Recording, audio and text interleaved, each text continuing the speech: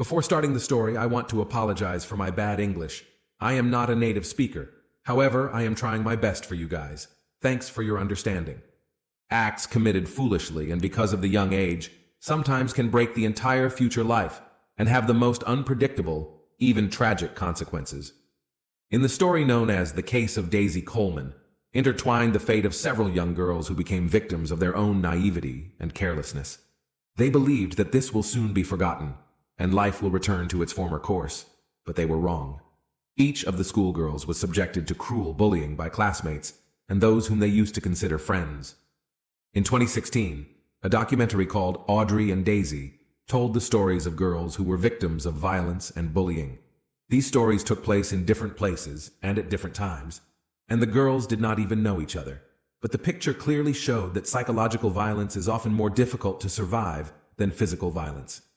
But let's start at the beginning. The Coleman family. It was a large, friendly, and quite happy family which could be called exemplary. They lived in the small town of Albany, Missouri. Spouses Michael and Melinda were married for many years and raised 4 children together. Sons, Charlie, Tristan, and Logan, as well as a daughter, Daisy. She was the second child and the only girl in the family. Both parents worked in the medical field. Only Michael was a surgeon and his wife a veterinarian. They were considered respected people in their town. All family members were sports fans and cheered for local teams. In 2009, when Daisy was 12 years old, she and her father and older brother traveled by car to a neighboring town to attend a soccer game. However, the weather turned bad that day, and the car skidded on the wet road, resulting in a collision with a car that was traveling in the oncoming lane. The father of the family died on the spot, but the children fortunately were not seriously injured. The Coleman family was bereaved, and they soon decided to move to another city for a change of scenery. The family settled in Maryville, still in the same state of Missouri, where the children went to one of the local schools, and the mother got a job at a veterinary center. Gradually, they recovered from the loss and began to make plans for the future. Daisy was actively engaged in dancing and gymnastics, and was also a member of the school cheerleading team. In addition, the girl discovered another talent. She drew very beautifully, and dreamed of becoming an artist or designer in the future. At school, she had many friends who characterized her as bright, kind, open, and cheerful. Daisy had a best friend named Paige, with whom they were practically inseparable. The girls went to school together, were on the same cheerleading team, and attended the same dance studio. They often stayed overnight at each other's houses, which became a common occurrence. On January 7th, 2012, when school was on winter break, Paige once again stayed overnight at her friend's house. They watched movies, ate sweets, and chatted, and when everyone went to bed, Daisy sneaked down to the home wine cabinet and stole a bottle of hot liquor from there, which she and her friend drank. After midnight, Daisy began texting a local hottie, 17-year-old Matthew Barnett, who was considered one of the most popular guys in school and was an up-and-coming soccer player. He was friends with her older brother, Charlie, with whom they were in the same class and often visited the Coleman family home. Daisy was flattered by the attention of a grown boy, and she was eager to chat and flirt with him. When she wrote that she was spending the night with a friend, Matthew invited the girls to a party at his house, suggesting that they have fun without their parents. They eagerly accepted his offer and quietly left the house, escaping through Daisy's bedroom window. Soon Matthew and his buddy came to pick them up, and the young men headed to his house, where several other kids from their school were waiting for them. Nightmare party. The party was held in the basement of the house, which the young people got into through the garage. As soon as Daisy and Paige went inside, they were offered alcoholic cocktails that the guys had made themselves. Matthew was particularly persistent. He poured Daisy one drink after another, and she drank it eagerly, trying to impress him. At one point, Paige tried to intervene because she thought her friend was already pretty drunk, but she was asked to stay out of it. At the party was a guy named Nicholas, whom Paige had long had a crush on. He approached her and started flirting with her. They drank together, and afterward, the high schooler offered her privacy in another room. Paige agreed, realizing what would happen next. Their intimacy didn't last long, and when they went back inside, Daisy wasn't in the large room. The door of the next room where the bed was slightly ajar, and Paige saw that her friend was lying there almost unconscious, and Matthew, taking advantage of her condition, had become intimate with her. In addition, another member of the party, named Jordan, was filming what was happening on his cell phone. As it later turned out, he also took advantage of Daisy's unconsciousness and had sexual intercourse with her. The boys put the girls in the car and drove them back to Daisy's house. Paige had sobered up a little by then, but her friend was still half conscious and unable to stand on her own. Soon Daisy started throwing up, and the guys literally dragged her out of the car. While Daisy was vomiting, Matthew tried to gather her hair, but he was not doing a good job. Daisy's hair and clothes ended up soiled. The guys told Paige to go inside, and they would stay with her friend until she sobered up a bit. Paige believed them, and went back into the room through the window without waking anyone. She laid down on the bed, and since she was still drunk, fell asleep right away. In fact, the boys tricked Paige, and as soon as she returned to the house, they left Daisy lying on the cold ground on a January night, having first taken off her jacket. They later explained their actions by saying that they were afraid someone would see them with a drunken minor and call the police. They allegedly took off the jacket because Daisy was vomiting and had soiled it.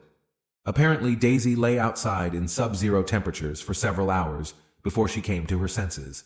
According to her recollection, at first she thought she was dead because she couldn't feel her limbs, couldn't move or scream. She was also not wearing shoes or socks, but no one could explain where they had gone. Her wet hair was frozen to the lawn, and she had to make an effort to lift her head and look around.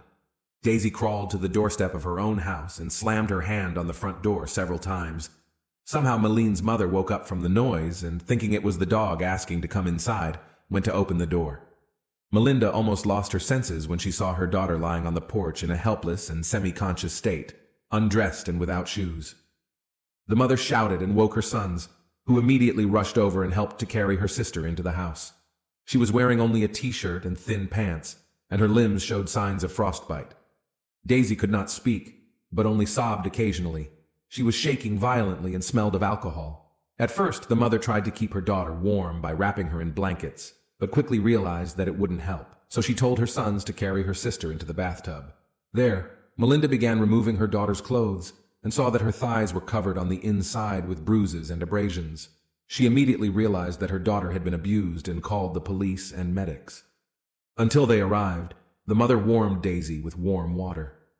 As a medical professional, she knew what to do in such cases to avoid harm and minimize the negative effects of frostbite. At the hospital, Daisy's condition raised serious concerns. Tests showed that her blood alcohol level was twice as high as normal. Her body showed signs of frostbite, as well as the consequences of rough intercourse with bruises and lacerations in the perineum. It was impossible to interrogate Daisy, because the events of the previous night had been almost completely erased from her memory. Then the police decided to question Paige, who told them everything that had happened to them. The friends admitted that they took a bottle of alcohol in the home bar without permission, hoping that no one would notice it. The contents of the bottle they managed to drink, so when the guys invited them to their home, they were already drunk. Paige had told them about the intimacy, and that Jordan had videotaped what Matthew had done to the unconscious Daisy. Now it was necessary to interrogate the guys, study the video, and find the victim's cell phone, which she didn't have with her. After searching the grounds of the house, the police found Daisy's gadget in the snow on the lawn. The phone saved her correspondence with Matthew, which was quite intimate. The very next day, all three boys were taken to the police station for questioning. Matthew confessed that he had organized a party in his house, to which he invited 2 girls. He confirmed that the girlfriends were already drunk when they came to them, but they, according to him, were aware of their actions, understood what was going on, and willingly agreed to everything. At first, Matthew categorically denied that he had bought Daisy a drink, but soon began to confuse his own testimony and confessed that he poured her alcohol to melt the ice in her heart. But he insisted that Daisy was conscious during the intimacy and that it was consensual, using contraception. Matthew went on to say that he drove Daisy and Paige home. Daisy felt sick, she was vomiting, and then he decided to take off her jacket so she wouldn't get dirty. Her shoes, he reasoned, she had taken off by herself for some reason. The young man assured that when he and his friends left, they were sure that Daisy had gone to her house. Jordan admitted that he filmed Matthew and Daisy's intimacy on his phone and even managed to show the video to a few friends, but then decided to delete it. Nicholas also admitted that he and Paige had sexual intercourse and noted that she was okay with it. After questioning, all 3 guys were taken into custody. Nicholas was the only one who did not deny, cooperated with the police, and confessed to everything, and was the first one who was immediately sent to a juvenile detention center. Detectives found the situation with his friends less clear-cut. The local sheriff sided with Matthew and even praised him for taking the girls home, but the sheriff deliberately omitted the fact that one of the friends was left in the cold in a semi-conscious state, previously undressed. Also, for some unknown reason, the video, which was filmed by Jordan, and which could have helped to shed light on the state in which Daisy was during the intimacy, was not even tried to restore, considering this detail irrelevant. Crucial to the trial was Daisy's testimony, which she gave on the very first day she was in hospital. She did not, as I said, remember the events of that night, but when asked by a police officer whether she herself could have offered intimacy in exchange for alcohol, Daisy allowed for that possibility.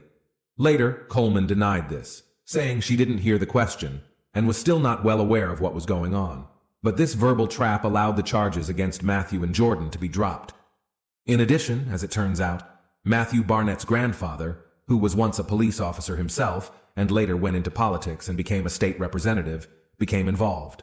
Moreover, the sheriff, who empathized with the guys, noted in court that he did not consider the girls to be victims at all. In the end, the young men were acquitted and released from the courtroom. Physically, Daisy recovered a few weeks after those terrible events, but mentally, she remained a wreck. Daisy went back to school, hoping to return to a normal life, but instead of support and sympathy, she faced severe peer bullying. Most of the students took the side of the popular handsome Matthew, and Daisy and Paige were called liars and easy girls, ready to give themselves for a bottle of alcohol. Coleman was kicked off the school cheerleading squad and literally became a pariah everywhere she went, even though her brothers tried to stick up for her. Daisy regularly received anonymous calls and texts that were abusive or threatening, and her mother received similar messages. Her best friend and her mother stopped communicating because she was also a victim of bullying and had to transfer to another school. Gradually, Daisy fell into a deep depression, began to avoid any contact with others, and even tried to settle accounts with life. The last straw was the arson of the Coleman's house, after which they finally convinced themselves that it was simply not safe for them to stay in the city, and decided to move to another state, where Daisy could normally finish school. A few years later, when Daisy was already in college, an influential online publication publicized her story, and once again drew public interest in Daisy. This time, however, a host of people across the country, many of whom had experienced something similar, or had also been victims of bullying, stepped forward to speak up for her. And soon, a documentary film, Audrey and Daisy, was made, raising the issue of violence, harassment, and bullying. The second character in the story was a girl named Audrey Pott, who lived in California. A similar story happened to her at about the same young age, after which she also became an outcast. The schoolgirl fell into a depression from which she could no longer get out of, and took her own life. Before leaving, she wrote on her internet page that her life was destroyed, and she saw no point in hanging on to it any longer. This documentary project and the public support it received inspired the Coleman family to continue to fight for justice and get the investigation reopened. This time, Matthew Barnett was still found guilty, but was sentenced to only 4 months of probation, and he also paid the victim a laughable amount of less than $2,000. After graduating from college, Daisy moved to Colorado, where she planned to start her life with a clean slate. She found a use for her talent as an artist, taking a job as a master at a tattoo parlor. At the same time, Daisy was offered to take part in another documentary project, and she readily accepted. For a while, it seemed to her that everything was getting better, but in the summer of 2018, trouble came to her family again. Mom and younger brother Tristan decided to visit Daisy and went to her by car. But on the way to another state, they got into a car accident, as a result of which the young man died on the spot, and Melinda was taken to the hospital with serious injuries.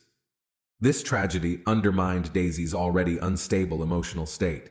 She became withdrawn again, didn't want to socialize with anyone, and withdrew into herself.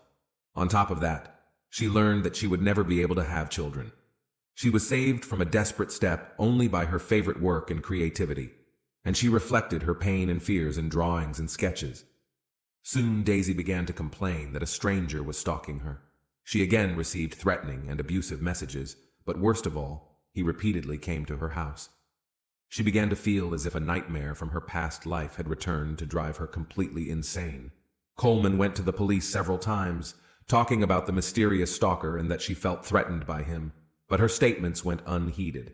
In addition, Daisy discovered that the second key to her house was missing and assumed that the man stalking her had stolen it. On August 4, 2020, police arrived at Daisy's house, called by Melinda.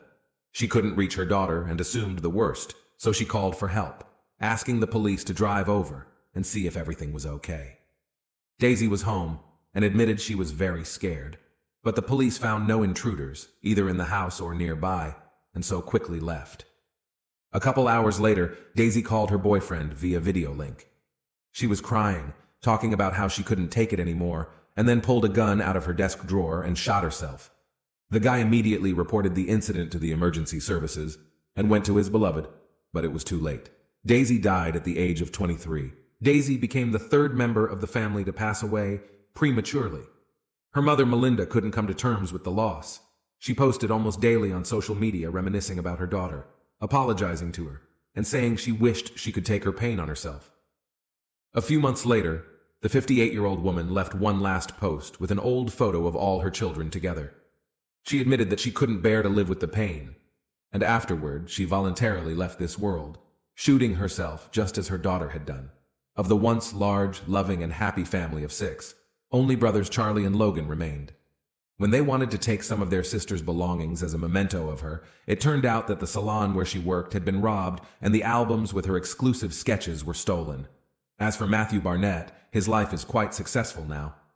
He graduated from a prestigious college and decided to follow in the footsteps of his influential grandfather.